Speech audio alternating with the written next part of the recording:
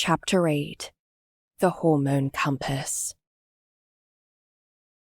"Every living thing has a compass," Bombadil said.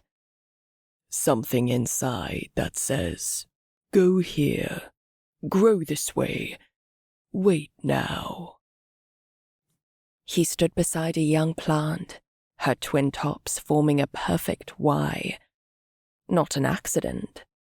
A response. "She doesn't think in thoughts," he said. "She moves by signal." From a satchel, Bombadil pulled a smooth black stone. Its surface shimmered with faint etchings, spirals, arrows, branching paths like route maps.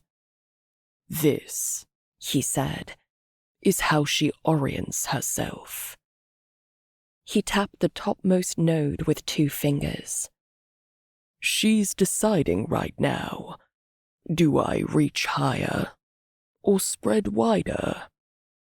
"How does she know what to do?" I asked. He smiled. "Let me take you inside."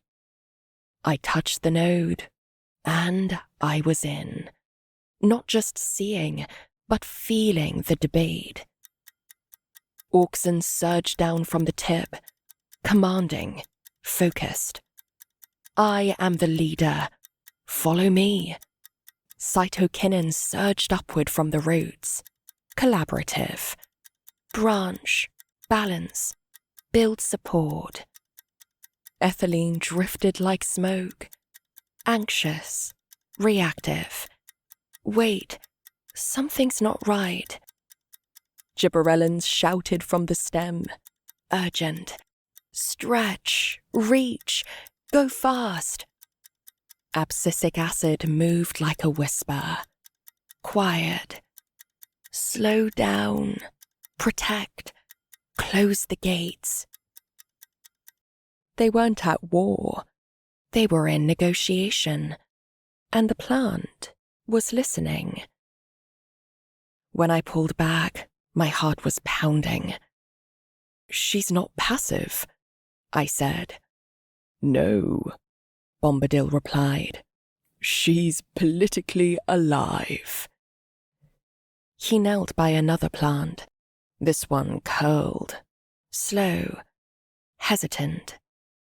"Sometimes she hesitates because her signals conflict." He adjusted airflow, dimmed a nearby lamp, added a whisper of water to the roots. "Give her one clear voice, and she finds her way." We walked through the grove. Bombadil pointed at one plant with thick branches and tight internodes. "She leans cytokinin. She builds her base." Another, all height and hunger. "Gibberellin strong, all ambition." He stopped beside a twisted, stunted plant. Its leaves drooped despite water. Its nodes were uneven. Its tips curled slightly in every direction. "This one," he said quietly, "has lost her compass." He touched my forehead. "Step in." I was pulled into chaos. Auxin screamed in loops. Cytokinin sputtered in reverse. Ethylene flooded like sirens from every pore. There was no order, no anchor. The plant didn't feel sick. She felt anxious, frightened, trapped in a loop of micro-decisions with no direction. She wasn't growing. She was reacting. I staggered back, breath sharp. "Overstimulated?" I asked. "Drenched in too many signals," Bombadil said. "She's been pushed, sprayed, hacked. Now she can't hear herself." He sighed. "This happens when growers try to speed things up. Auxins for rooting, gibberellins to bulk, ethylene inhibitors to delay death. But without balance," he said, The compass spins, and she grows fast, but not with memory. He knelt beside the plant, placed one hand on the soil and the other just above her crown. We reset. He sang, low and slow, a note that didn't sound like a song so much as a tone, a tuning. Then he gently circled her stem with his fingers, clockwise, then counter. Touch, sound, rhythm. That's how you give her north again.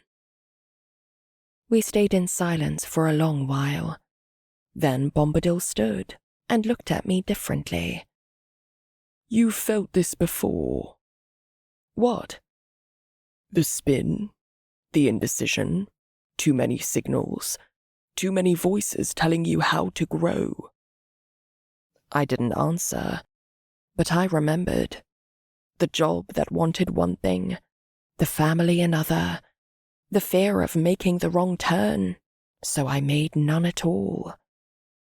She's not so different from you, Bombadil said. He pressed his hand to the soil.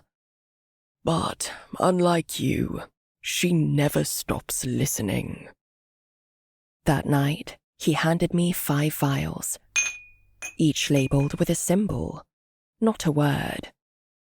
Auxin, cytokinin, ethylene, gibberellin, abscisic acid, he said.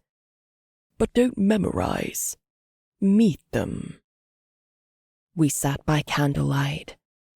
He passed them to me, one by one. Auxin wants to lead. Cytokinin wants to cooperate. Ethylene remembers pain. Gibberellin is restless. Abscisic acid holds the line. I smelt them, felt them on my skin. Each had a vibration. Growers think they control her, Bombadil said. But they only amplify signals she's already listening to. As we walked back to camp, he told me a story. There was a grow once, he said, where they muted her compass entirely. They injected growth regulators, inhibitors, synthetic hormones. She grew fast, she yielded big, but she wasn't there. What do you mean? She responded, but she didn't decide. She had no compass, just instruction. He looked up at the stars. That's not cultivation. That's automation. A plant's compass is sacred. It doesn't point north. It points to what's true for her.